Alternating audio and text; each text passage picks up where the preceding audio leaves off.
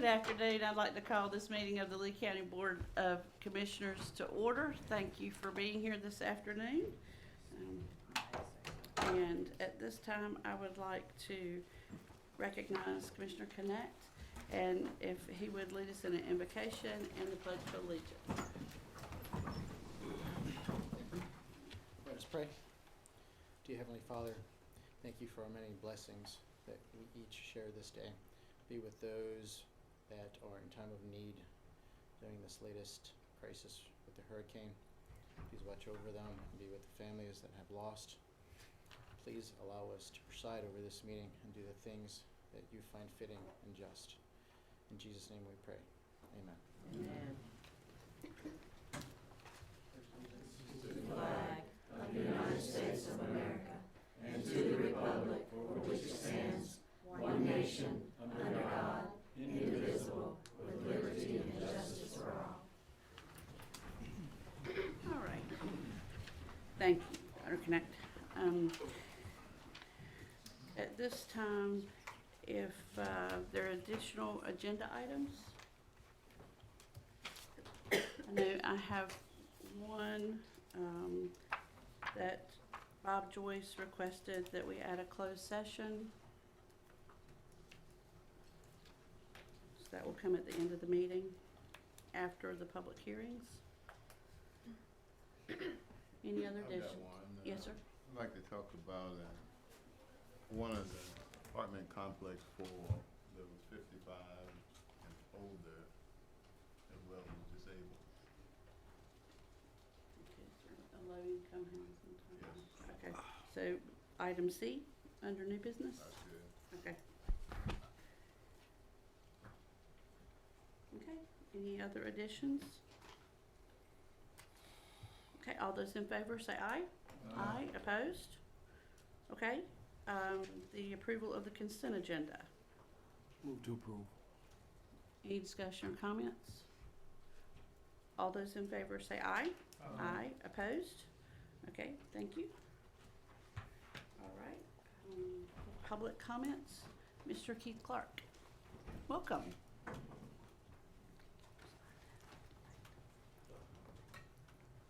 My name is Keith Clark. I'm reminded sometimes as I go around town now that something that Mark Twain sent back in a letter from England. He said, "The reports of my death have been exaggerated."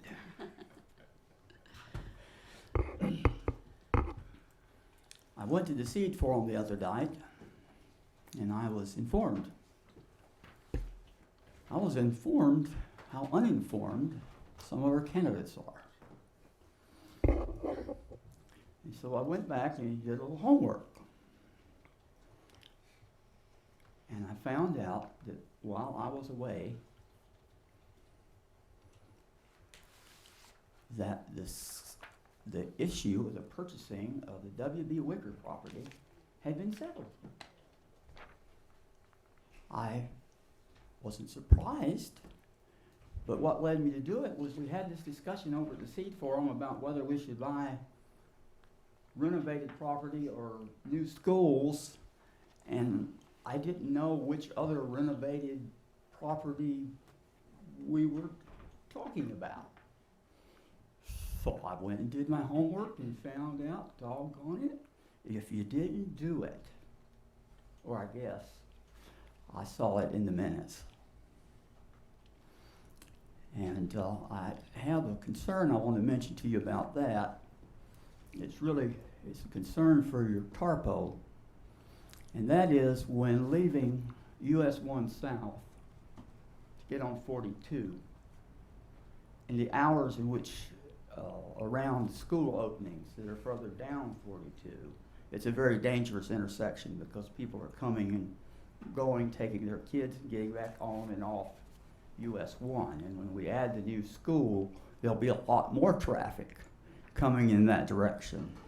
And that's something that, given the amount of time it takes to get things done in transportation, I suggest people start looking at that now rather than later.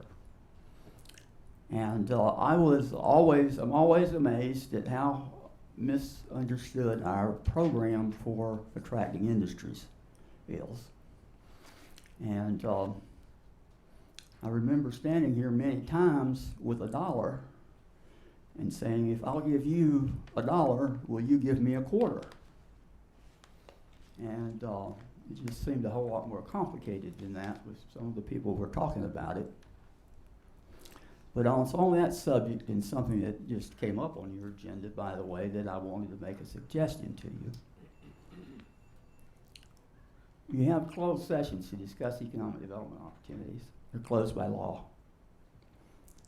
Once the subject of the meeting has located their facility, it is possible for this board to make its minutes of those meetings public.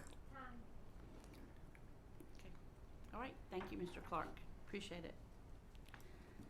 Okay, moving right along into old business. And that's on page 31 and 32 of your agenda. The acceptance of offer to purchase county property located at 128 to 132 Steel Street. Ms. Parrish? Yes, so at the last meeting on October 3rd, we brought in front of you the offer to purchase the 128 132 Steel Street from Brandon Atkins on behalf of T Boys Corporation in the amount of $10,000. At that time, he had placed a 5% deposit and the advertising cost. Put the notice of offer to purchase the property in the Sanford Herald on October 5th. And as of the time of distribution of the agenda and as of today, there have been no other offers on the property. And so in front of you is a resolution. If you want to accept the offer for $10,000 for the purchase of the commission, or for the purchase of the property, and have the final terms of the sale will be the buyer pays cash and property as is at the time that the county manager and appropriate county officials are authorized to execute the instrument necessary to convey the property. Madam Chair, if no other offers are presented, accept offer from Mr. Brandon Atkinson in the amount of $10,000 for said property and begin the final paperwork. And if additional offers are received, consider those and continue with the upset bid process. Well, and 10 days has The passed. 10 days has expired. Okay. So just your motion's to accept the bid? $10,000, yes, Okay. ma'am. Comments or discussion? Okay, all those in favor say aye. Aye. Opposed? Okay. Thank you, ma'am. Okay, under new business, the 2016 sales assessment ratio report. Michelle, page 33 to 47. And before you start, remember our high school teacher, Miss Rynette Seaman, she always said, keep it simple and specific. And your transmittal letter was awesome. It was a great letter, thank you. Well, good evening, Commissioners. Good evening. On behalf of the Tax Office, Lisa Faulkner and I are pleased to present the 2016 Sales Ratio Report. I'd like to acknowledge Ms. Faulkner and the appraisal staff for the work that they do in preparation of this report. As you are aware, our next reappraisal is scheduled for January 1st, 2019, and we are currently monitoring and analyzing market sales almost daily, and will continue to do so through the assessment process. These sales will be used to bring tax assessments up or down to current market value as of January 1, 2019, which will be the next reappraisal date. Uniformity and accuracy are our goals, and as a means of quality control, we conduct a sales ratio study each quarter for the North Carolina Department of Revenue. The report being presented today looks at current market sales and compares them to our 2013 tax assessments, and that was our last reappraisal date. So Ms. Faulkner is going to come and present the report to you at this time, and I'll turn it over to her. Okay, thank you, ma'am.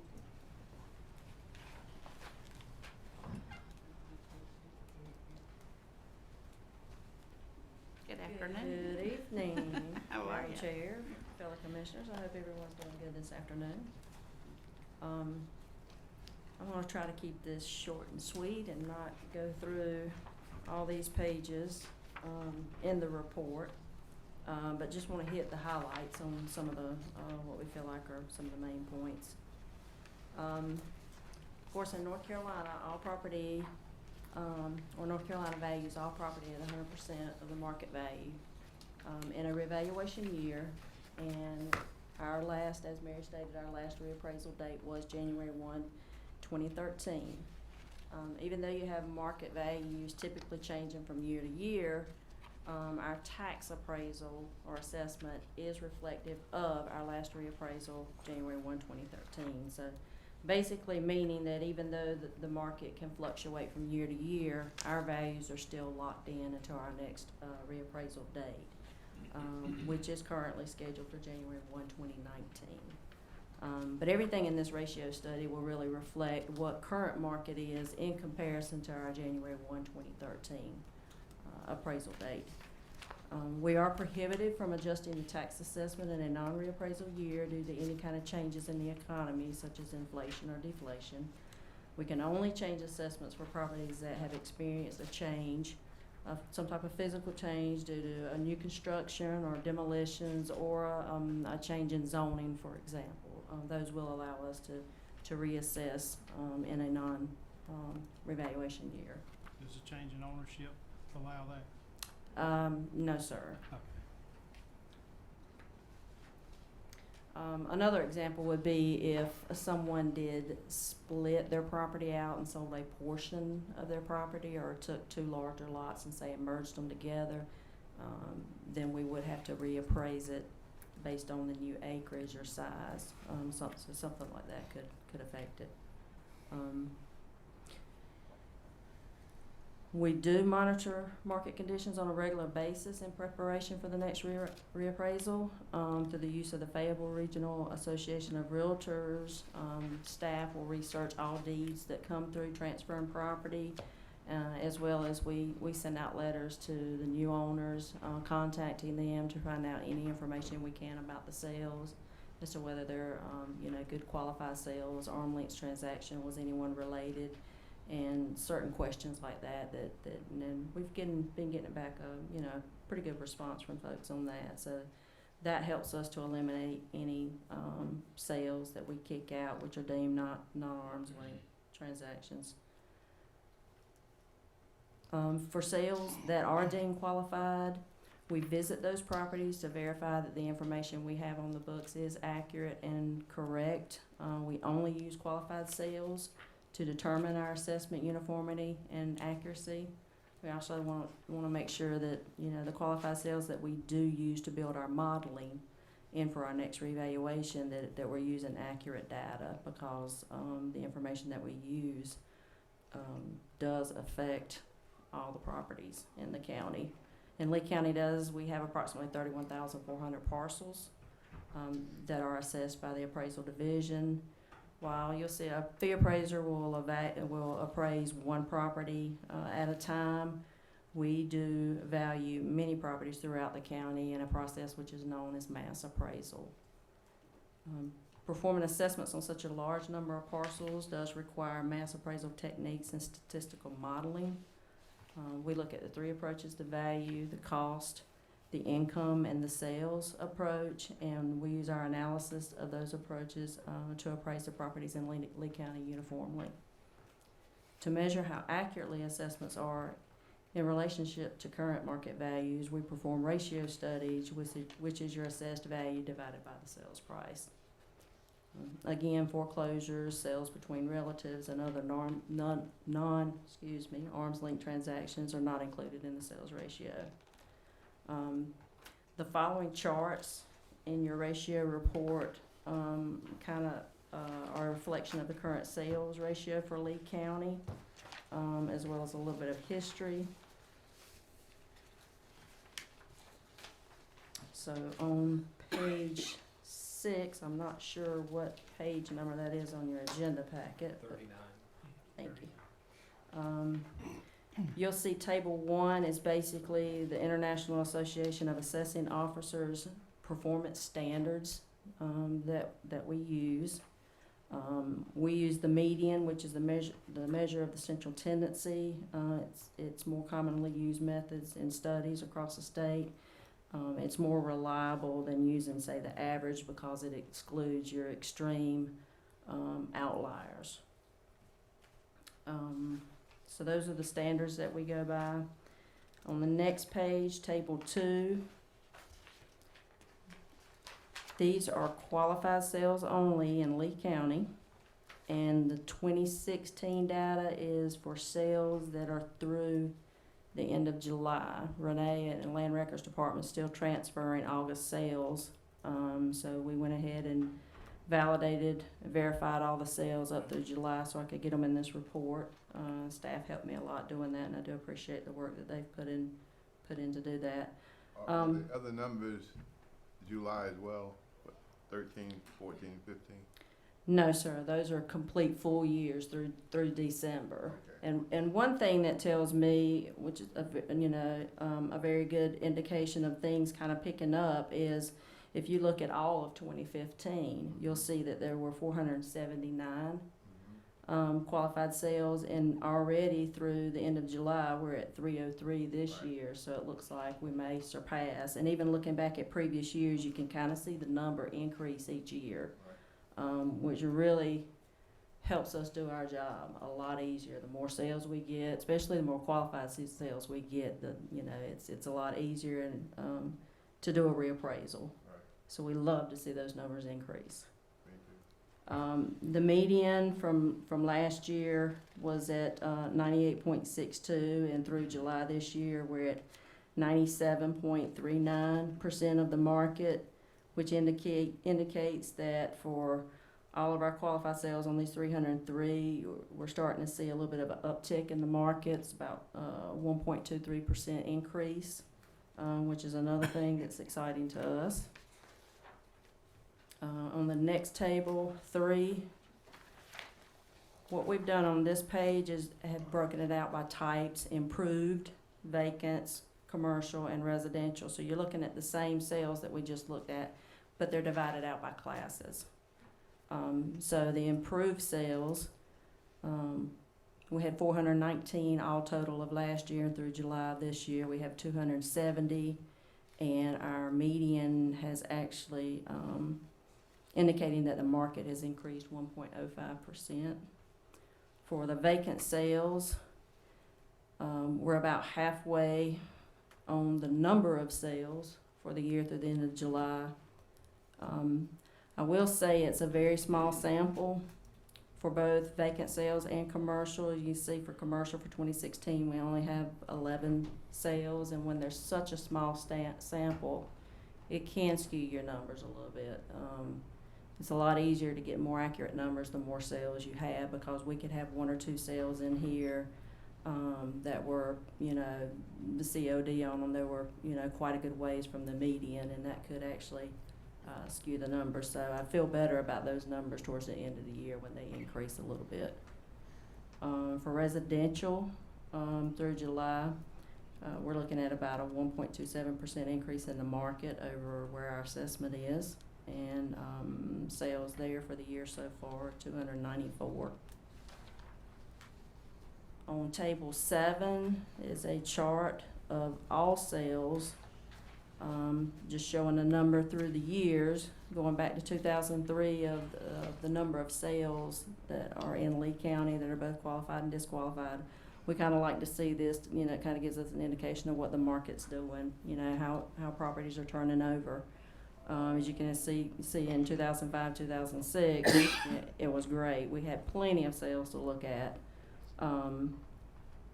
And we've dropped off, but in the last few years, it looks like we've seen somewhat of an uptick in these numbers, which is encouraging. Same chart below, but instead of all sales, it's just the qualified sales. So for 2015, there was a pretty good increase over 2014. And I also ran percentages just to see what the percentage of qualified sales over all sales were, and we're averaging around 21% of all sales that we're actually qualifying and able to use in our modeling for our next reappraisal. Table 9 is some historical sales data from our Department of Revenue study that we provide to them. They give us a sampling every year, and we have to go through from the list of debooking pages that they give us, pull those sales and report to them what our ratio is comparing the sale to our current reappraisal value. We've been averaging about 147 sales that are falling within this report for these numbers. And for 2016, through the second quarter, we're showing where we've gone from 99% of the market down to 97.3% of the market. So kind of very in line with overall sales throughout the county. As I say, this is a random sampling of all sales. And the chart below is pretty much the same data, but it just also gives you the COD, which measures the average percentage of deviation from the median. And 2016 sales on this one at 97.3% is the actual number of sales that represents is 160. In table 11, it's pretty much the same data as table 9. It just is more recent, includes the last two reappraisals on the random sampling from the Department of Revenue study. And as according to from 2015 to 2016, looks like about a 1.72 increase in the market over last year on the DOR study. And that's all I have. Unless anyone has questions, I'll open it up at this point, and I'll try to be happy to answer any questions that I can. Does agricultural land fall under vacant land? If there are no improvements on them, some of them will have houses, dwelling structures on them, but as far as outbuildings and stuff, we would look at that as, you know, unless they're of major value, we would look at those as vacant.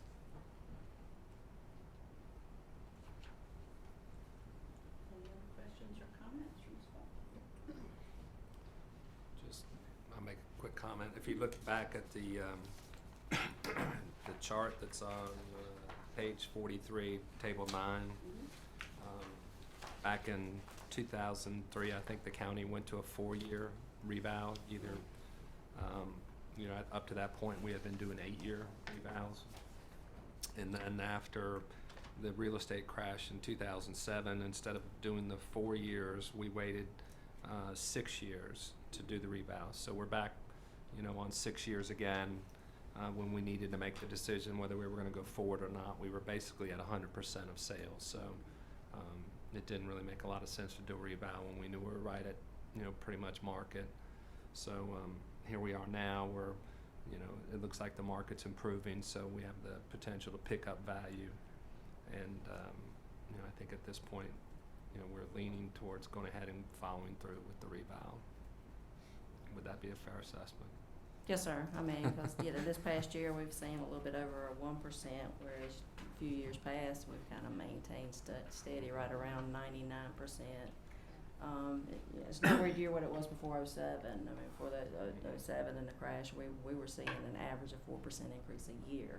So at this point, you know, we'll take what we can get, but 1% is much better than none. So if the trend continues, and it looks like it will, you know, in a couple more years, you know, hopefully. Hit the market at the right time. And I want to commend you on one of your sentences, and I guess it might be page 12 on your sheet. Right to the last paragraph, we are members of the community too. I'd ask you to highlight that in the future. Sometimes the public forget that you have as much of an investment here in Lee County as other people do, and that doing a good job helps you. Yep, yes. Well, Yep. it helps us. It matters. It does matter to us That's too. right. You know, I own property in the county too, That's so right. I understand how everyone feels. Yeah. You know, most of us do. They We tend to do. forget that. And, you know, we want to do what's fair and equitable for everyone, and, you know, make sure that everyone, understands how we come about this process. Any other questions or comments? Thank you for a great report. Thank you. Appreciate it. Appreciate it. Y'all have a good afternoon. Gosh, 2019 will be here before we know it. Okay, I next. got one quick Oh, sure. tax question to that. When you want to argue the value, not you, for the value of your motor vehicle, is that through DMV? or- No, you come see us. Okay. You wanna, I just wanna get it straight. you can go to Make sure you- DMV, but they're gonna tell you to come to the tax office if it's a valuation issue. Yeah. Yeah. All right. Okay. Make sure you bring the vehicle. If I can get it running, I would. Okay. Part of the problem. Thank you. Okay. Assignment of foreclosure bid for lots on Hooker Street, Ms. Parrish. An individual named Brandon Martin contacted the tax department and also, myself, county attorney's office, and asking to have the county and city assign its bid to him. The county and city are the highest bid, bidders on 2 tracts of land on Hooker Street. You can see the PIN numbers that are there. And the total cost of the bid amount on both parcels is $3,894.31. Under the general statutes, we can assign our bids to individuals. I know we dealt with this back in June, right when I came on board. So we can, under the general statutes, do that. On these 2 pieces of property, the foreclosure sale is to be confirmed in December. And at that time, if Mr. Martin wanted to make an offer, he could purchase the property through the, we could be declared surplus and then purchase the property through the upset bid process. However, since he had made the request, we brought it in front of the board. The city heard this request on their October 4th board meeting, and I believe at that time they voted unanimously not to sign the bid. So that's what we have to do. So they just have to make a So they were just gonna go through the foreclosure Yes. surplus property and then the bid process? Yes, it'll be confirmed in December, and at that time, he can at that point make an offer to purchase. Okay. Any questions or comments from Ms. Parrish on this? Is there a motion? Can we move to table it, or? No, we'll just move to go through the bid process like we always did. Same as the city. Yeah, just same as the city. That's what you're asking for, to vote here, right? Right. Or, There's the or, motion. Okay. or table, I mean, but, Commissioner Smith? table. To table it? Okay, cause he Table it said it first. Till December when the city Well, that's what we said, we're just gonna, yeah, I think it's the same. I think we're saying the same thing, it was just table it, or bring it back up to the bid process like we always do. Yeah, is that what you're gonna? sounds like a winner. We have a winner here. Okay, The tabling it doesn't really, I think he meant the same thing, is just wait until it goes through into the bid process, so that's what we're making a motion for. He's asking for us to. To not assign it. not assign it. Not assign it. Right, okay, Okay. that, To do right, what in the city in essence, that's what I'm tabling saying, it was because not he may not, assigned. he may not bid on it when it comes around. Right. Right. That's right. So just go ahead and do what, Well, that's what he was thinking about tabling it until then, that puts it in the bid process, but yeah, so we'll move to, Not not assign and move to the bid process. now you have one. Now I think. These are always a little convoluted as we move through them. Okay, all right, so any more questions or comments on the motion? All those in favor say aye. Aye. Opposed? Okay, thank you. So we'll address that in December. Okay, the housing issue, Commissioner Reeves. Yes, and I want to first say that I want to commend our staff, the first responders, and certainly DSS on working with, I think it's the Sand Hill Manor. It's on Harkey Road and Portland Drive. The issue for me and the concern for me is, in this particular building, I understand it's rented to folks 55 and older and with disabilities and other handicaps. They were without power several days, 2, 3 days. Many of the people there have disabilities that involve crutches, wheelchairs, and need the use of an elevator. it bothers me if we don't have something in place that would require a landlord in a situation like that to have backup generators or something in place to help. A lot of those folks don't have have family members close by. So some were literally stuck in their apartments because they were on floors that required either the elevator or stairs. So my question to the board and to staff is, what steps do we take to try and get more information on building and facilities that handle these types of cases? What do? We all get together and meet and talk about it, or what? Yes. Because it's a very serious matter. Yes. Yeah. I appreciate the fact that DSS found a way to get in and get food to some of those folks. A lot of them lost everything that they had. And the other problem that incurred was when the power's off, their electronic doors don't work. So anyone off the street was able to walk in and take advantage of whatever facilities were out in the lobby, in the bathrooms. Many people had no flashlights and stumble out in the hall just to see what was going on, and you trip over bodies out in the hall. It was a bad situation, very bad situation. We did have the police over there a couple of times trying during the day to find out who was getting in and out. But I'm not trying to resolve it in here tonight, but I do think it's an issue that, along with the city, we should take up and look into. And that was one of the things that I was gonna bring up, during our commissioner comments, and since Shane's here, maybe this is something, we could have sort of and I know Shane probably is required to have it, but I don't know who's, supposed to attend, but, sort of an assessment of how we handled things and what the problems were and how we can keep those from happening again. Do you can come up here if you want to. It's called an AR, after action review. Right, do Yeah, you I got a have, list started on my computer, everything that went wrong. Yeah, we Yeah. started making notes on it. have you, Shane, aren't restaurants required to have backup generators on it? Assisted Restaurants. care facilities are, yes, sir.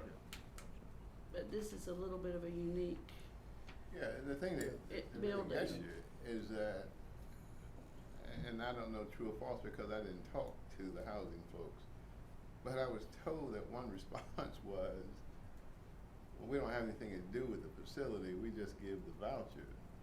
But if you are an individual landlord and they get a Section 8 voucher, they go over your property with a fine-tooth comb and require you to make all types of changes that exceed what most people are used to or would do for themselves. Right. So that's a contradiction in my mind, that you just don't hand out the voucher and then say, I don't have anything else to do with it.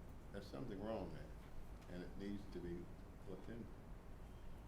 One place we could start is that particular facility had no property manager over there. I think Well- they were out on medical leave or something like that, and certainly they're required to have somebody there. It's amazing.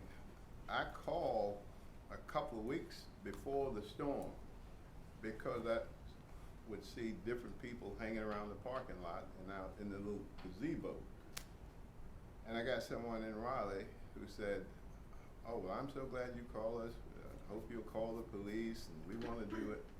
And I'll have the manager get in touch with you. Let me have your name and number. I've yet to hear anything. So I talked to one of the tenants and I said, where's your property manager? She won't be back until January. She's going out on sick leave. I said, well, who's the replacement? We don't have a replacement that we know of. We haven't been told anything.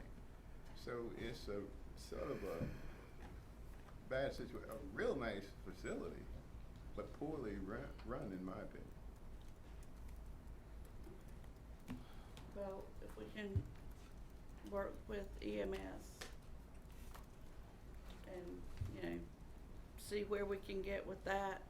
Maybe if our attorney could look into, you know, some things that we can require, from landlords, property owners, whatever, the case may be, and then I'll converse with Ms. Potts on any suggestions she may have. We'll kind of coordinate, because, yeah, that's, you know, it's hard to learn that way at the expense of citizens, but at least, you know, we know to try to prevent that from happening next time. Well, I was just shocked when you realized that your security. Doesn't work. Right, That's right. pretty bad. Agreed. Okay. Thank you. Oh, you're welcome. Okay, county manager's report? Yes, ma'am. I have 2 items that aren't in my report. I better go over first or I'll forget them. The first is, we've had some calls about household hazardous waste since the storm. And just conveniently, we had already scheduled our household hazardous waste day for this Saturday. It is from 9 to 1 at the Civic Center. So normally it's a pretty well-attended event, and we get a lot of household hazardous waste. I would imagine now, as people are cleaning out their garages or responding to you know, damage or anything, they may create some. So Saturday is the day there. The second thing is, right before this meeting started, I received a phone call from the city manager, and then he sent me an email. But the city of Sanford and Chatham County are applying for a Golden Leaf Major Site Development Initiative grant for the Moncure mega site. The Golden Leaf set aside $25 million to help with planning and infrastructure for the mega sites basically in the state, and the city of Sanford is asking us to provide a letter of support for them to apply for a $16 million grant, and the majority of which would be used to provide water and sewer to the Moncure site, which would do nothing but help the northern part of our county. So I told them I would bring it up and ask the board if they would like for me to put that letter together for the chairman's signature. They have to have it by Friday. Move to approve. Second. Does this mean they still get annexed, or don't have to get annexed, or? I'm sure they'll, you know, I don't know. I don't know the answer to that. And you'll be across county lines too, so. This doesn't affect the industrial site that's Right. currently being annexed, Right. if that's the question, So is this a grant for water and sewer? for all infrastructure, but the emphasis is the sewer. Utilities. I don't know, I'll have to add that to the discussion. But the Moncure site does have one of the MCNC lines going right by it, so it would be easily accessible for broadband. Okay. Thank you very much. Does Chatham need anything, or just I know. will they need? Well, the city is initiating the application, and what they sent me was they've got an interlocal agreement that they're both passing today and tomorrow, Right. pledging cooperation, and the city is taking the lead in putting the grant application together. Okay. So they've asked us for the letter. Okay. So we've got a motion on the floor. Any more comments or questions? And this is just a letter of support. All those in favor say aye. Aye. Opposed? Okay, thank you. Okay. All right, the Stanley Park work is progressing on the Nature Center. The site did amazingly well with all the rain. We had almost 12 inches of rain out at the park, and it did not do any damage to the site. We were very fortunate. You watch that video that was put out there by Yes, sir. Don, it's a miracle. It is, but that's also one of the reasons we moved to higher ground out there. So it paid off in the first storm there, so it was a good thing. We're also working through some issues out there at the site. We're having a sewer line issue, and we're also having power issue. So may have to bring change orders to the board. What kind At of the- issues? Oh, okay. Access. So some things that were not anticipated have come before us, and we may be discussing that at the next meeting. I'm just giving you a heads up. The storage building that is going in is moving along quickly. They're preparing that site. We expect that steel to be delivered in November and the building to be dried in January. So hopefully we'll have that storage building done pretty quickly. General Services, they held their pre-bid meeting for the bowling alley this past week, and bids are due by the end of the month. And so we're finally moving along on that, and then we'll be bringing those bids to y'all probably. May have them for the first meeting in November, but in all likelihood it'll be here for the second meeting. At the last meeting, Commissioner Odom asked about the Highway 42 Man Convenience Center. I thought we had taken bids, which we had. They were overbid, though over the budget. So we're working with the engineer to go through and the low bidder to try to reduce that cost before we bring it back to the board to vote on. Do you have plans on that, John? You have a set of plans? I do not, but Russell does. Russell? Yes, sir. I'd like to get with Russell to go with that. Okay, I can make that happen. The Central Carolina Community College projects, the report starts on page 83. These things are starting to get firmed up. And of course, we were out there for the groundbreaking the week before last, and the new emergency services training building bids are out right now. They should be getting those bids this week.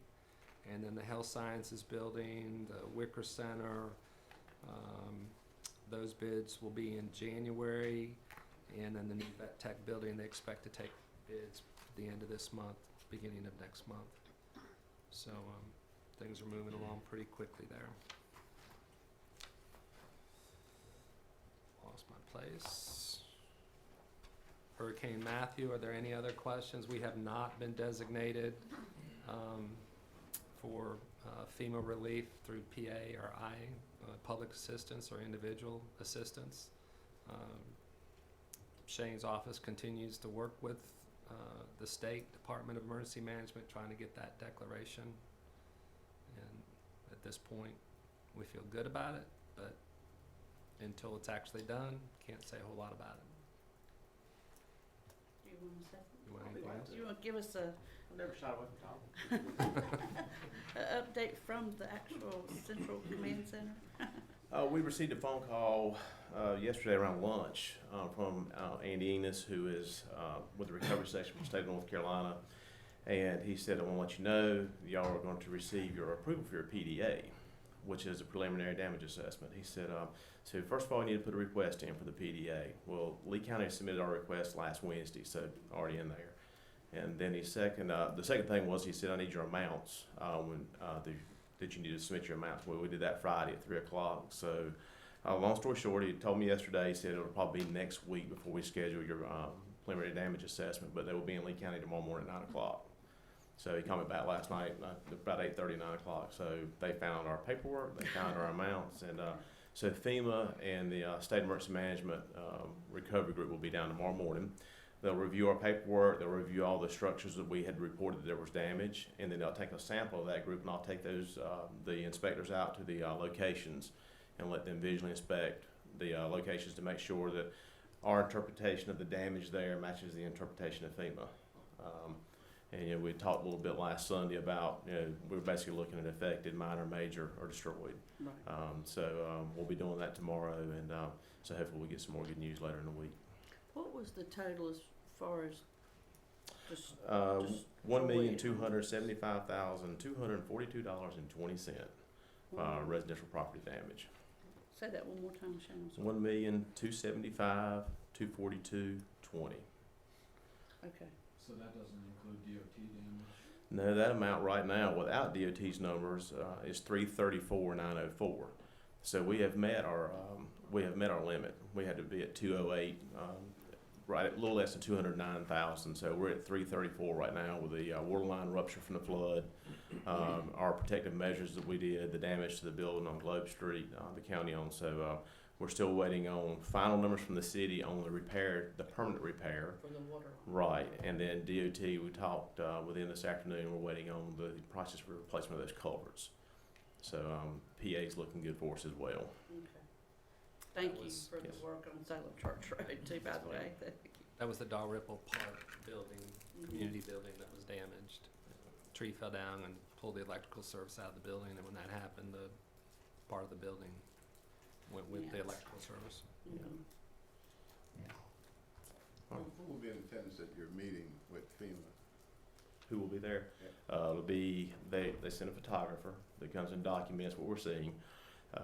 There'll be one member from FEMA and two from FEMA and one from the Recovery Center with the state. So, and keep in mind, this is the preliminary. This is them coming in. We'll lay all the spreadsheets out, all our worksheets. They'll look at our totals and then go out, and then they'll make that decision, yes or no. And then once they say yes or no, if it's yes, they'll come back in, and then that's when they start to audit our paperwork.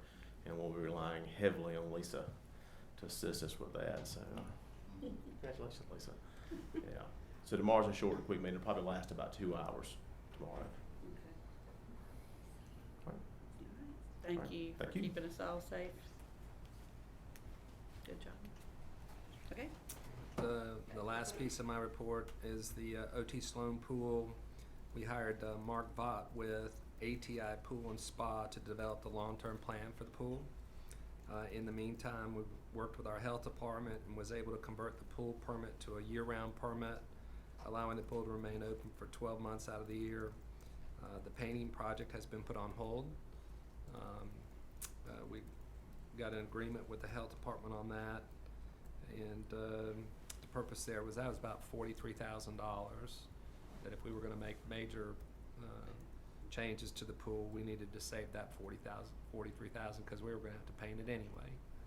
So we were able to avoid that cost right now, and hopefully we'll have a plan here in the next few weeks that I'll be able to share with the board.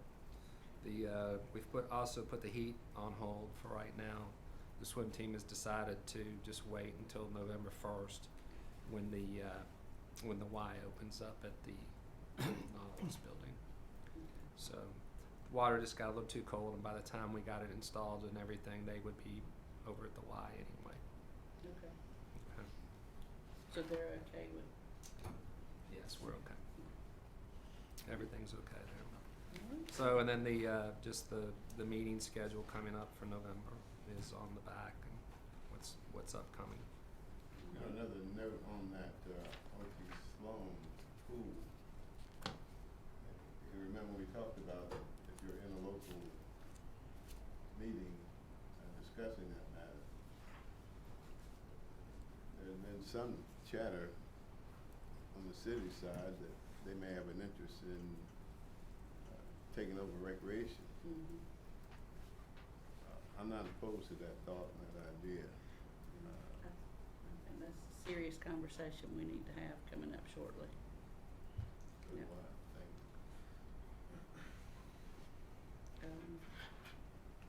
Okay. That's it for my report. Okay, thank you. Well, I guess we can go ahead and do commissioners' comments prior to the public hearings. If that's okay with everybody? Okay. Commissioner Smith? Young commissioners will be going to the 4-H camp on the night of November 10th, and staying there on November 11th. They will be having their election for their board of directors, offices, and approving their bylaws and constitution. They're actually forming a 4-H group.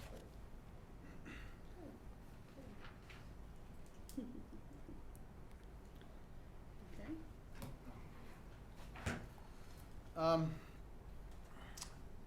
After our, we should call that, is that in our local meeting that we had on Wednesday night? Joint meeting. Joint meeting that we had. First I wanted to say, I was a little bit disheartened.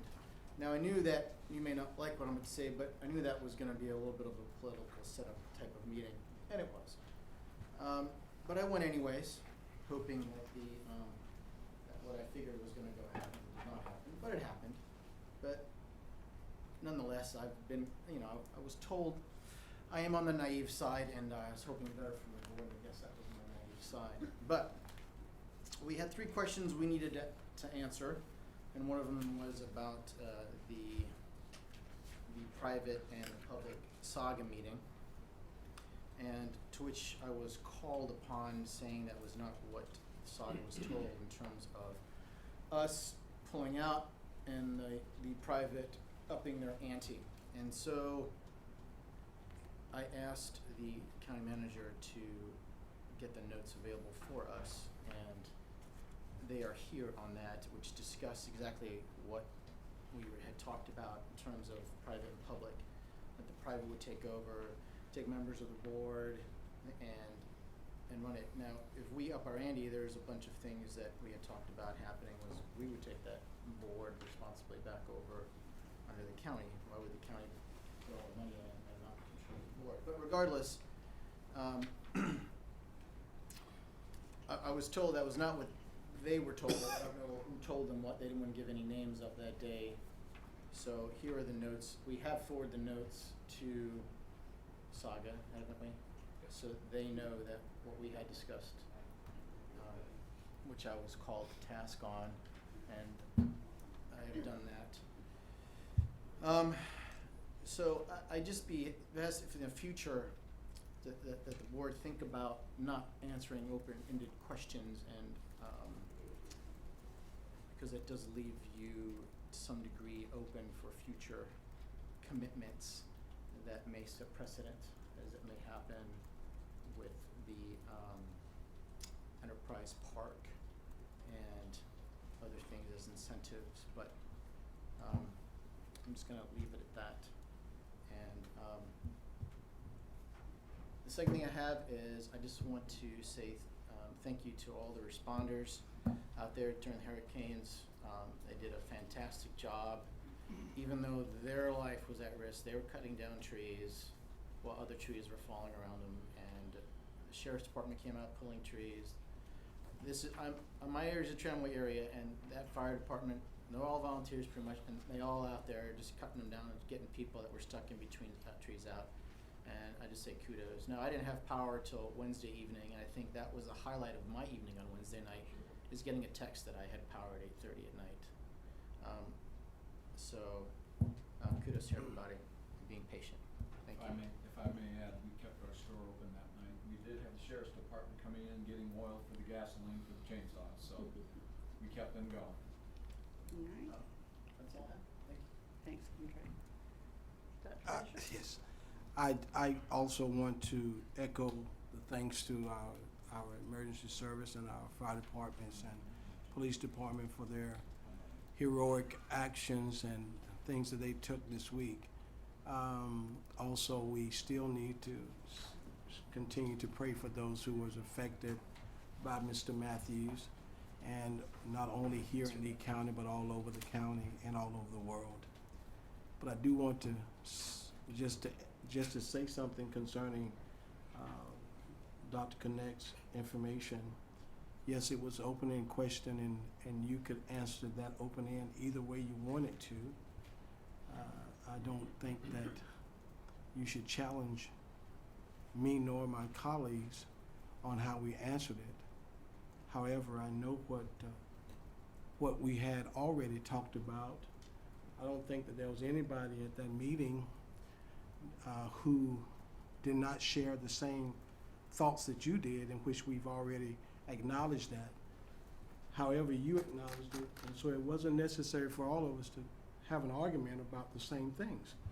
I mean, we knew that it had been mentioned in our board meeting, those ideal things that you mentioned that's in that letter. But it wasn't a need for us to continue the conversation because the debuttal was on the I other didn't side. expect you to. I just want to let you know that that's why you have the notes. Yeah. So But I understand that. for that. But we all had the same, it was an open-ended question, it was a yes or no question, so you can only answer it. I've never Either one been way. to a meeting where you are forced to answer a Well, question. absolutely, I Now, have. that usually happens when I'm in this meeting, because that's what I voted to do, or was elected to do, and my parents. Then I had to answer yes or no. Prior to that, I've never had an answer. I did not like that either. I was in the same situation you were, but, I mean, I just don't want you to say that the other part of our board was naive to answer the way they answered. I think it No, was no, just, no. they was answering because that was the only, well, at least I thought the best way to answer the question. So I just wanted to say that. Thank you. Yeah, thank you. Commissioner Swan? Well, I'm gonna echo the sentiments for the sheriff department and the fire departments and the volume of calls. I've been on the fire service for a long time, and I listened. That was about the only thing you could do on Saturday afternoon, other than get wet if you went outside. But the way that the fire service responded to calls and dispatched out of their stations worked as well as I've ever seen anything work. And you know, that's from a personal experience. So I want to thank all of them throughout the county. They handled an enormous amount of calls and risked their lives, and they did a great job. And the sheriff's department as well. I wanted to make sure that they're all commended for what they did. Thank you. I mean, with those chainsaws, like, you can't hear another tree coming down behind you. I mean, I was out there cutting some, oof. Dangerous. Doc? Well, I'm gonna hit on the same subject. I wanna say thank you to all our first responders, Central Electric, Duke Power, and all our volunteers for their time and effort during Matthew. Thank you to everyone. I thought they've done a great job too. But, you know, we need to keep the folks south of here in our prayers. They are still going through Matthew.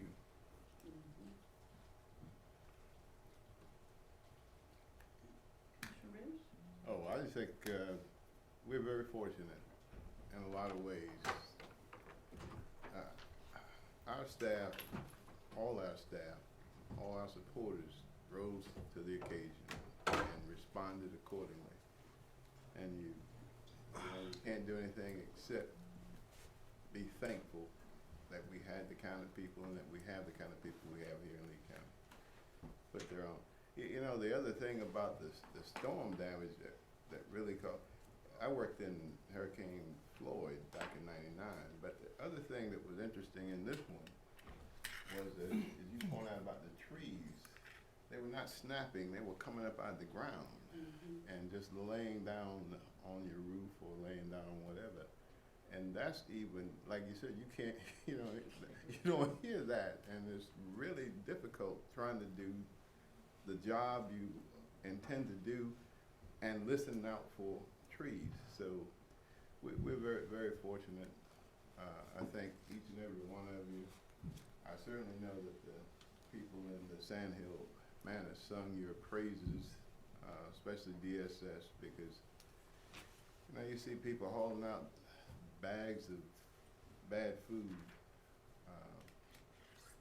It's a sad sight, especially they didn't know where they're going to get the next meal until DSS started to arrive and work with them.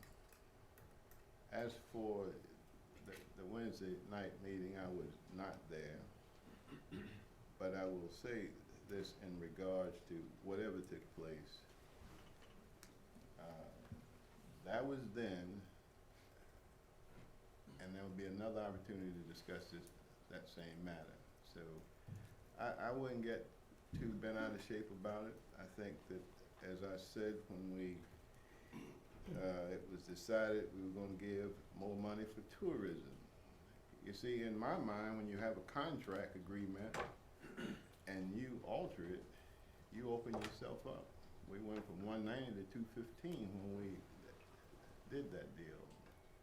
So, sometimes you need to weigh it all. And I remember when this was done, I remember when the board voted on it. Yeah, I remember. It was, as it says, 2 years, and we come back to the table. So whatever miscommunication took place, that was then, this is now. We'll deal with it when we deal with it. Thank you. Thank you. And I think the manager has compiled most of the information from our board meetings and from Ms. Morphus And I think, I'm just flipping through here because this is the first time I've seen it. I think there's some emails perhaps from some commissioners. And what I've asked the manager to do is reach out to Saga, Dr. Connect, and get their minutes and any Yeah. like-minded materials from them. I just And- didn't like it that they were saying that the board misrepresented them. I understand. We did. I understand where you're coming from, and that's why, as Commissioner Reeves said, you know, that did come up and that was an issue Wednesday night. But at the same time, you know, the boards have changed. We're on, you know, we went from Ms. Morphus to Mr. Sauls to Ms. Thrash.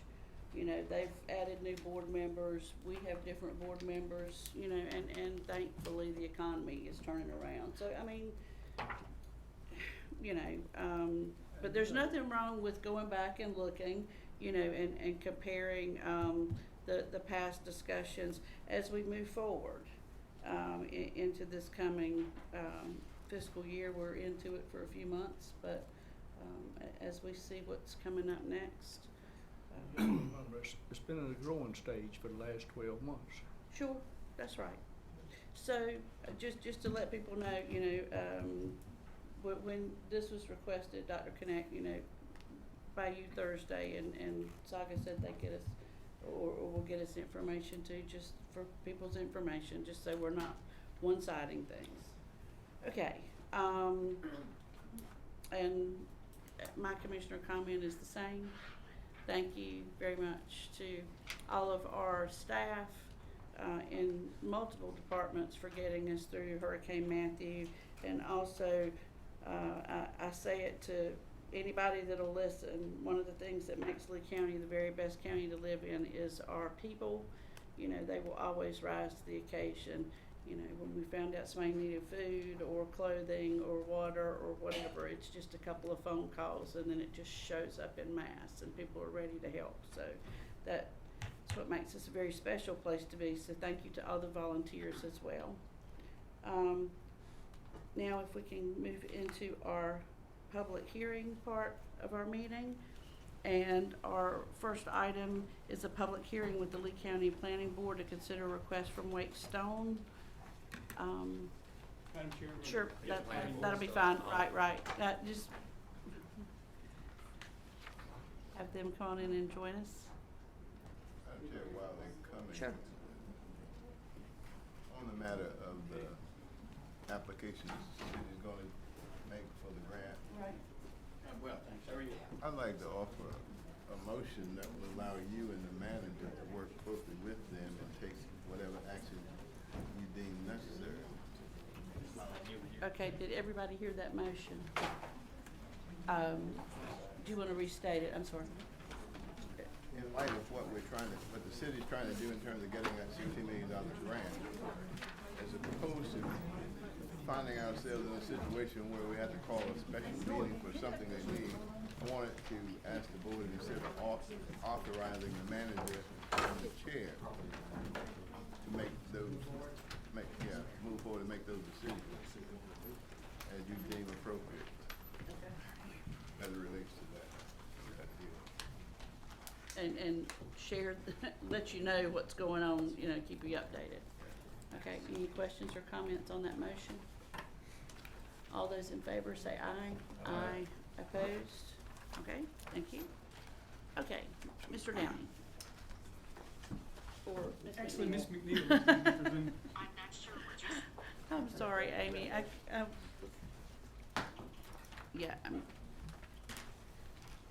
let her give the briefing and, All right, good evening. it is, and that's a typo. She actually created, excuse me, the agenda for me. She was kind enough to do so. Good afternoon, Lee County Commissioners, Planning Board members, and staff. Planning staff has received a rezoning application from Wake Stone Corporation requesting to rezone from residential agricultural to heavy industrial 1.15 acres of land adjacent to Wake Stone's current rock quarry operation at 9725 Stone Quarry Road, which is off of Deep River Road. More specifically, the subject property adjoins a 4-acre tract of land that was rezoned for an earthen berm. It does not have public street frontage and will be accessed through the existing quarry site. Please reference the maps included within your agenda package on pages 97 and 98, which illustrate the location of the subject property.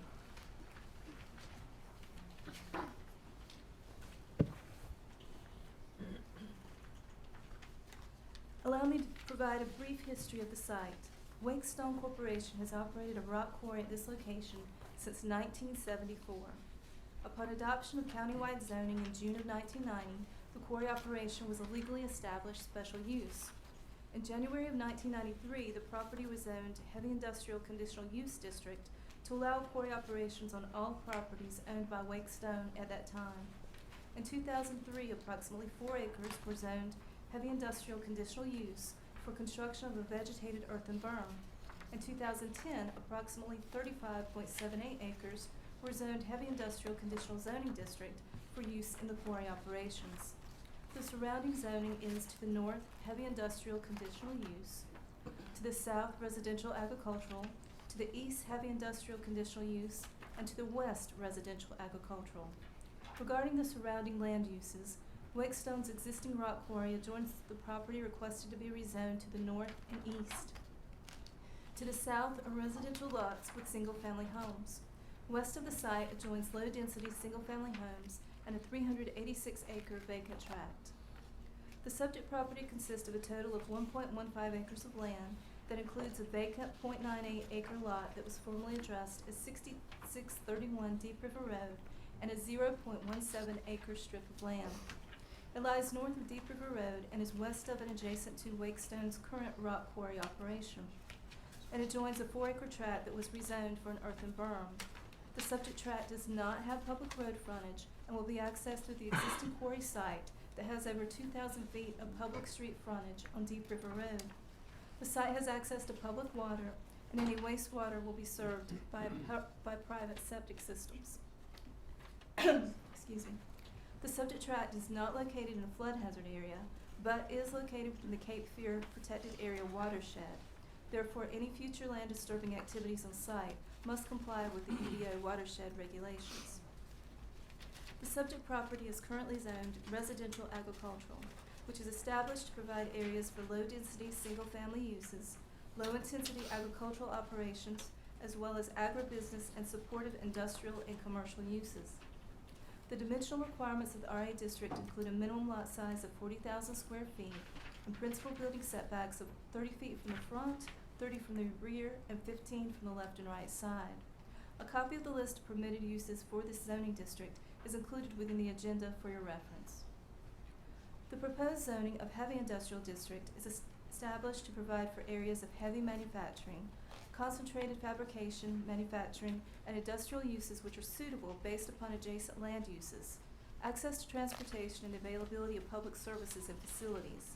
It is the intent of this district to provide an environment for industries that is unencumbered by nearby residential or commercial development, and it should be located in areas where conflicts with other uses can be minimized to promote orderly transitions and buffers between uses. The Heavy Industrial District is established in order to provide sites for activities which involve major transportation terminals and manufacturing facilities that have a greater impact on the surrounding area than industries found in the light industrial zoning district. Heavy Industrial Districts should not be located adjacent to any property that is zoned for residential use, including mixed-use developments with an adjacent residential designation, and they should be restricted so as to have direct access to or within proximity to a major or minor thoroughfare. Per the 2007 Lee County Comprehensive Transportation Plan, Deep River Road is considered a minor thoroughfare. This shall not apply where the existing building or structure use is permitted within the Heavy Industrial District has been established prior to the adoption of the UDO. In general, the Heavy Industrial District requires a minimum front building setback of 30 feet with a minimum required landscape buffer yard width determining the side and rear setback requirements. For the proposed core use, the minimum front, side, and rear yard shall be 50 feet, which shall be used for landscaping and screening. A copy of the list of permitted uses for this zoning district is also included within the agenda for your reference. If rezoned, all of the uses permitted in the Heavy Industrial Zoning District will be allowed, and any future development of the site will be required to meet all applicable design standards of the UDO. Staff would ensure that all of the required development standards specific to the quarry use are met as part of the site plan review process. The 2020 land use plan identifies the subject properties being within an interchange highway node with a highway overlay. This land use classification identifies a major mixed-use area of retail service centers over 200,000 square feet with additional office and business park employment. Development in highway nodes should be sited and designed as a community gateway. The highway overlay is intended to be an area where development will be subject to higher design standards along major highways. The plan also suggests a residential mix classification on other areas of the subject property. The residential mix classification allows single-family and multifamily uses. The Deep River Small Area Plan concurs with the 2020 Land Use Plan and suggests low-density residential and agricultural uses along the front of Deep River Road. In summary, rezoning this property from residential agricultural district to heavy industrial district does not conform with the 2020 Land Use Plan or the Deep River Small Plan. However, when considering the zoning of the property, the reasonableness of the request, the public interest, the location of the property to the existing quarry operations, and the current development trends of the area should be considered. This concludes my presentation for the Wake Stone rezoning request. Are there any questions? Any questions? Okay, thank you, Ms. McNeil. Okay, at this time, we'll conduct the public hearing to consider an amendment to the official zoning map of Lee County as presented by Ms. McNeil. We'll open the hearing. Anyone speaking in favor of the amendment to the official zoning? If you'd want to come and speak. Okay, Ms. Rutherford. Good evening. Thank you, Madam Chair, Commissioners, and Manager Crumpton. And I feel a bit odd speaking one direction or the other, having my back towards the planning board. Is there a way I can do it? Sure, however you're comfortable. What may be odd about this is the Commissioners are very familiar with this 1 acre piece of property. And by the way, my name is Tom Oxholm. I'm a Vice President with Wake Stone Corporation based in Knightdale, North Carolina. We've been proud to own and operate this quarry since 1974. Happy to be in Lee County. Before I start, I would like to just say one thing about Althea Thompson. I've worked with Althea for more than 20 years on various rezoning issues down here and was discouraged or unhappy to see that you've allowed her to retire. She really was a professional and great to work with. So this particular 1 acre, as you all will remember, we brought to you because we needed to be able to build this earthen berm and use the 4 acres to the north of us as well. The yellow shaded section on that aerial photograph. That 4 acres was bought from the owner, Ms. Viola Shaw, in 2003 for the purpose of building a berm, which is not really part of quarrying activity, but is designed to buffer residential neighbors so that they won't see or hear or as anything to do with the quarry, even though they're very close to it. And those homes that you see of Mrs. Street and with that was Mrs. Shaw's house, and now it shows as Mrs. Shaw's parents. Says Leroy Jacobs really was the home of her mother, and then Ms. Shaw wanted to stay in the 1 acre house until her mother died, which her mother just died in 2015. So we bought her land, 4 acres in 2003. Then we bought her 1 acre house in 2007, but she requested to continue renting the house, which we did for $100 a month until 2015. Then her mother died and she moved out to the front property with her sister. So that's a lot of information for background. So once that was done, we tore the house down that sat on the 1 acre in December of 2015 and contacted the county in the spring of 16 to get it rezoned. At that time, we found out that there was a moratorium on rezoning for anything having to do with a quarry or essentially fracking. There are 2 stone quarries in Lee County, ours and Martin Marietta's Lemon Springs Quarry. Equally been there as a long time. And if you want quarries, because every county needs a quarry or 2, you want them as remote as possible. And I would argue that it's hard to be more remote and removed from residential neighbors than our quarry, which has the Deep River, US 1, And we do have 3 immediate residential neighbors and then some across Deep River Road. When we have that situation, we try to buffer them with berms as much as possible. High planted earthen mounds of dirt that then look like hills. So along Deep River Road, that you see on the southern end of that, below the blue, there is at least a 30-foot high berm so that the neighbors across Deep River Road have as little knowledge of what's going on in the quarry and as little disturbance as possible. The problem for us was on the western side. We didn't own enough land to continue that berm on top of the pit wall. So we bought the yellow shaded in '03 and then finally got ability to have that 1 acre. So all of that land other than the 1 acre is already zoned conditional use for quarrying activities. There's, as you can sort of see in the colors there, you can see the pit, I think, that you can see behind the blue. Well, there's now a second pit being opened, and it's to the right of that photograph. It looks like there are trees there, but if you went out to it now, you'd see it's all cleared. We've actually started mining and developing a second pit. If there wasn't a 5-acre piece of property that's marked RA on that, that's owned by a neighbor that's been there for all 40-some years and does not want to sell to us, which is fine. So he is now a little donut hole in the quarry, and Stuart Ruth likes to be there for some reason. That because of that limitation factor, we're now opening this second pit. And when we do open another pit, there's a lot of overburden, or what you all would call dirt, that has to be moved in order to get to good rock that can be mined, crushed, made to state specifications, and sold to road builders, asphalt producers, and concrete makers. So that's the process we're in, and it's a long, slow process. We're in this stage now where we really are running out of places to put dirt from the new pit development. And it's very important that we get access to the 4 acres plus the 1 acre to build this earthen berm that will remove dirt from the pit, but also serve as a great buffer for the, Sarita Thomas, who's Mrs. Street's daughter, and her husband in one house, and then Ms. Shaw and her sister, who are in that front house, and then Mrs. Street herself. There's actually a blow-up photograph, I thought, that might make it good for both of y'all. This would show, and I don't know if, where are all the planning board members here? So, I don't know if you want to pass that around, but it shows those 3 homes.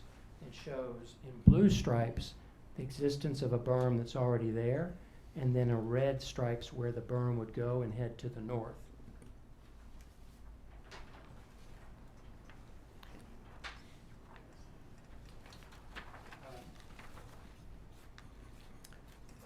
We are under some time constraint to get this done, and although it's not immediate, it's soon. We need to keep moving that dirt in order to get rock out of this new pit. So we are coming before the planning board and county commissioners for rezoning from residential to heavy industrial. And some of the things that were just read by the planning staff would make you think, well, you should never have industrial property immediately next to residences. Certainly not ideal, but that's been the situation for 40-some years, that we've had a heavy industrial quarry that has reserves to be there for another 100 to 200 years. So the quarry is going to be there a long time.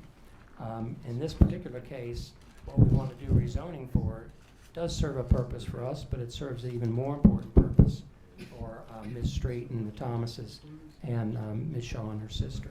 And that is to get that 20 to 30 foot high earthen berm that'll buffer any noise, dust, anything from being impacting those 3 neighbors, as it does across Deep River Road for the 10 or so homes on that side. So that, hope that makes sense. I think the commissioners understand our property very well. Quarries are a little unusual, but we want to do that, and we would like to have, we would ask your approval and recommendation for rezoning to help us out. Thank you. I'll be happy to answer any questions. Any questions? Okay, thank you, sir. Okay, anyone else like to speak in favor of the amendment?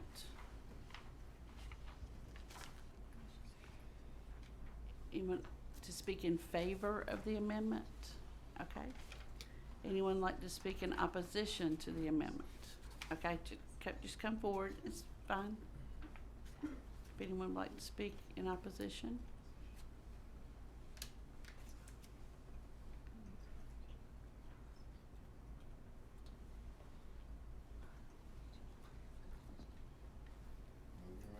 It's okay. Yes, ma'am. Come, if you can come up to the mic, please.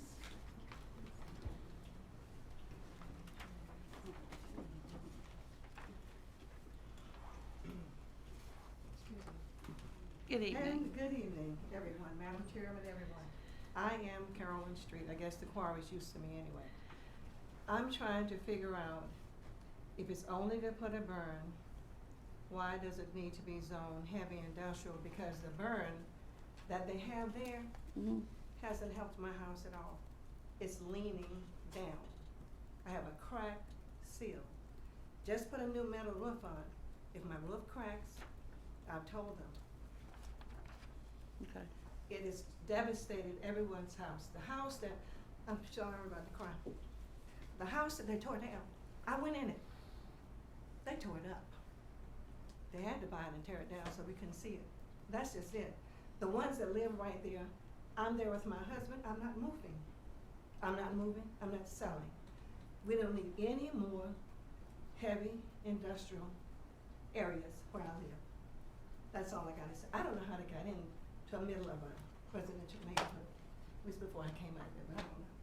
Okay. Thank you. Thank you, Ms. Street. Anyone else like to speak in opposition? Yes, Sure, please come up. I'm Lorraine Leaks, Leroy Jacobs' daughter, Yes, ma'am. Viola Shaw's sister, and I was just have a question.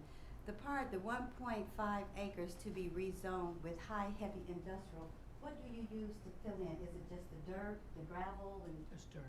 just dirt? And then we'll plant trees and grasses on top of it. Okay, now that's for the 1.5, 1.1. And everything north of it. And everything north of that. Okay, now, for right now, as a buffer, the hill to my, see I'm going into my driveway, to the right, that's supposed to be another buffer here, which, It would continue it and turn it from Deep River Road and turn it up and turn north. okay. So, my question is, when you blast now, it's like, well, naturally, it's a trailer, it shakes, you know, the ceiling has cracks in it and everything.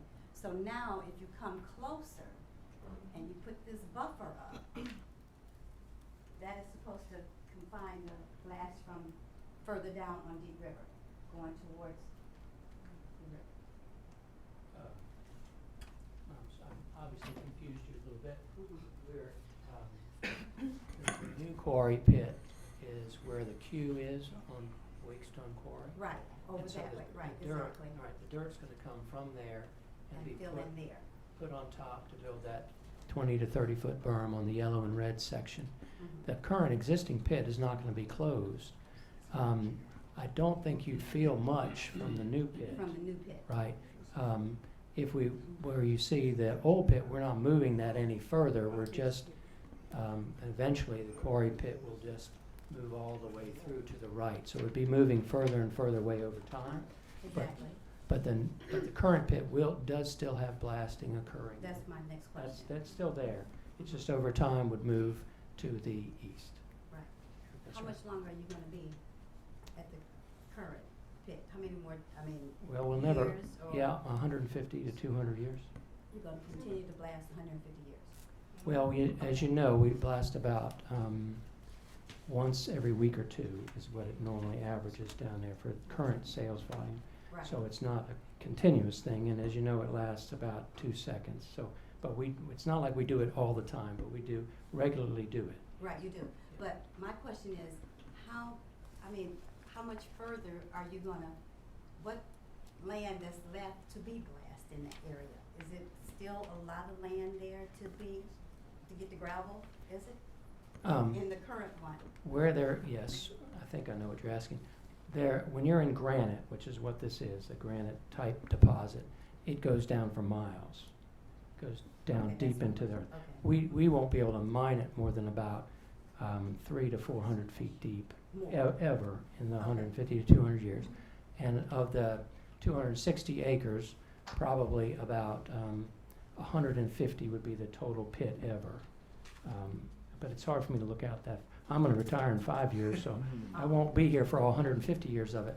And that little island in the middle is what's restricting the ability to widen the pit. You can see it's getting narrow, and that's why we have to move to a new pit. We can't, if we get narrower and narrower, we don't have room to work. So right now the plan is to open the new pit.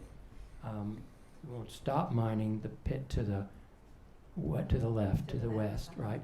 But we'll be moving more and more operations to the right because of that restriction.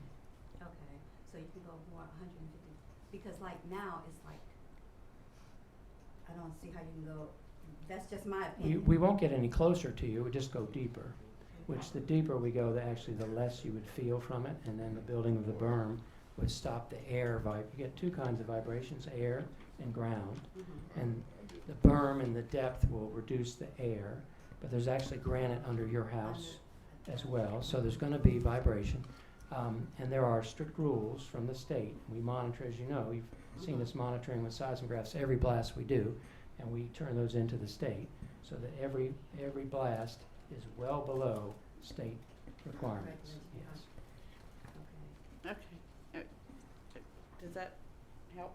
Not really, but thank Oh, you, thank oh, you. okay. Thank you. Okay, thank you. Anyone else to speak in opposition? I actually have a question for Ms. Leeks, is that? Yes. is that- So you live at the residence there? Yes, ma'am. Okay. And so did you just have questions, or are you against this rezoning?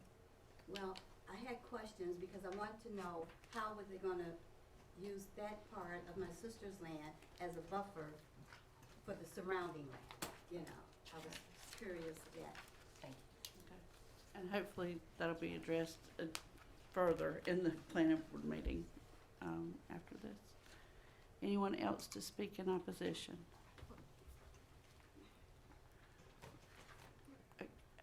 I've already spoken, but can I ask a question too? Can I ask another question? Sure, yeah, Okay. sure. This is the other thing that I have in mind that I'm questioning too. Excuse me. Again, good evening again. When they're blasting, this stuff comes, I don't know what's coming up out of the ground. They have a good ambassador. Byron tries to safeguard them. Cause I'm always talking to, I said, what's coming up out of the ground? It's been about maybe 3 weeks ago. We're sitting in Sarita's house. I'm thinking the log house is gonna come on the ground. All of a sudden out of this pit, because when I went down there to look, it's like they're there, but they have kind of gone up under. It's just not straight down, they've cut under. Well, this brown stuff is coming up out of the earth. It's just rolling.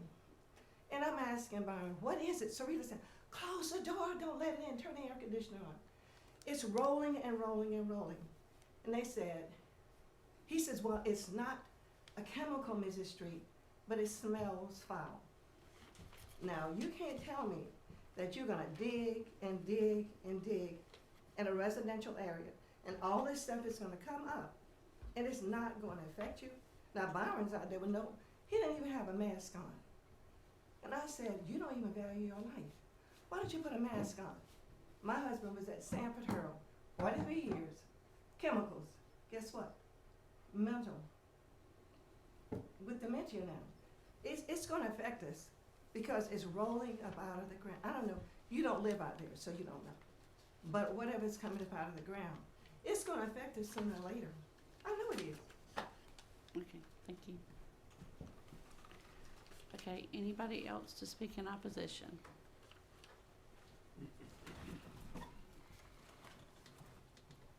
My name is Scott Fouché.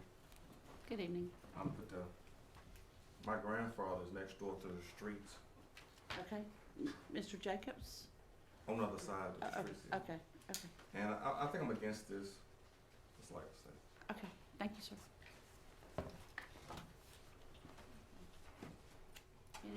Any more in opposition? Okay, we'll close this public hearing.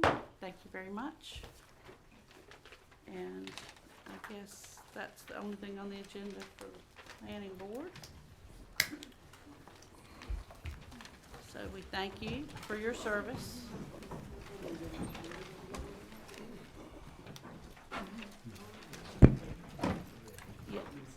Yes, the planning board will now reconvene in the WB Wicker Room for their meeting this evening.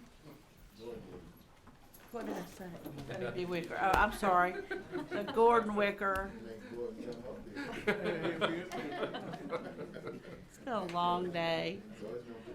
The Gordon Wicker Room. Thank you. Oh dear, okay. Our next item on the agenda will be the fiscal year 2017-18 Community Transportation Program Grant and fiscal year 27-18 application for capital, which requires a public hearing. Ms. Davidson. Thank you. You're welcome. Thank you. Good evening. If I can, before I start the public hearing or the information regarding the public hearing, I'd like to introduce Yoon Zin. Yoon is our intern through North Carolina Department of Transportation. She comes to us from China, and she is a UNC grad student at UNC Chapel Hill, working on her degree toward regional and city planning. So I don't know, you probably got a little bit out of this, I hope you. But anyway, her desire is to eventually return to China and in the Shanghai area develop a rural transportation system similar to what we have here at Colts. Fantastic. So, we're Welcome. thrilled to have her. Thank you. Welcome. Thank you. I bring before you tonight the funding levels for the 2017-2018 Community Transportation Program grant. And this year we have a separate capital grant. They're not one grant like it has been in the past. But this year we are excited to have a funding increase of $193,235 administrative funding, which requires a 15% local match of $28,985. This covers 85% of the salaries for 3 of the Colts staff and 1 administrative staff over that works with senior services and Colts, as well as 85% reimbursement for the insurance coverage and other office supplies, advertising, etc. for the Colts operation. For capital, we only have 1 vehicle that reached the 115-mile threshold to request a replacement. So we will be asking for a $60,000 grant with a local match of $6,000 to replace a lift high-top van, and we are really liking the 20-foot LTVs. If you've seen the smaller lift vans that we're running, they're more fuel efficient, and they also seem to be better operating out in the rural areas, etc. They're not top heavy like those other lifts. So we are asking to replace one of those in fiscal year 2018. Okay. All right. So we'll open the public hearing for these. We can do both these together. Correct? Yes. Yes, you can. Okay. Open the public hearing for both of these grant programs. Anyone speaking in favor of? Okay, Ms. Davison, for the record, has raised her hand. Okay, anyone opposed? Okay, we'll close the public hearing. Thank you very much. And if possible, due to timing, this has to be all downloaded into DOT website by November 4th before another county commissioners meeting. If I could request possible approval, I would greatly appreciate it. So moved. Okay, we have a motion to go ahead and approve. Do we have to do 2 of them? Is it- No, just ask to rescind. Waive the rule. Waive the policy. Yeah. Is that part of your motion to waive the policy and approve? Yes. Okay. Okay, all right. Any questions or comments for Ms. Davidson? Okay, all those in favor of waiving the policy and continuing with approval for the grant programs with the local matches, say aye. Aye. Opposed? Okay, thank you. Thank you. Let me ask you a question before you go. I was asked about buying some of your old vans. I'm sure you probably. I spoke with him. Okay. What's the process? It's a long story, but we won't have mind. any. Never mind. Nothing will be available until these are replaced placed in the current fiscal year, which will probably be May. We do have 2 that will be approaching the 200,000 mile mark. And, we normally take those to surplus. It's my recommendation for anyone looking for a lift equip van to go to the North Carolina State Surplus and, That's what I said. and try to find one off of, that market. And they have to list the conditions, et cetera. So that's my recommendation. We've been very fortunate selling our vans on state surplus, the last 3 years. Getting a lot more money than what we were getting, trying to sell it here. Thank you, that's what I thought. Thank you, ma'am. Okay. Okay, we've come to the last part of our agenda. Do you mind doing that for me, please, sir? Thank you. I move we go into closed session to discuss matters relating to the location or expansion of businesses in the area per North Carolina General Statute 143, 318, 11A4. Okay, all those in favor of going into closed session, say aye. Aye. Opposed? Okay, we're now in closed session. Thank you very much.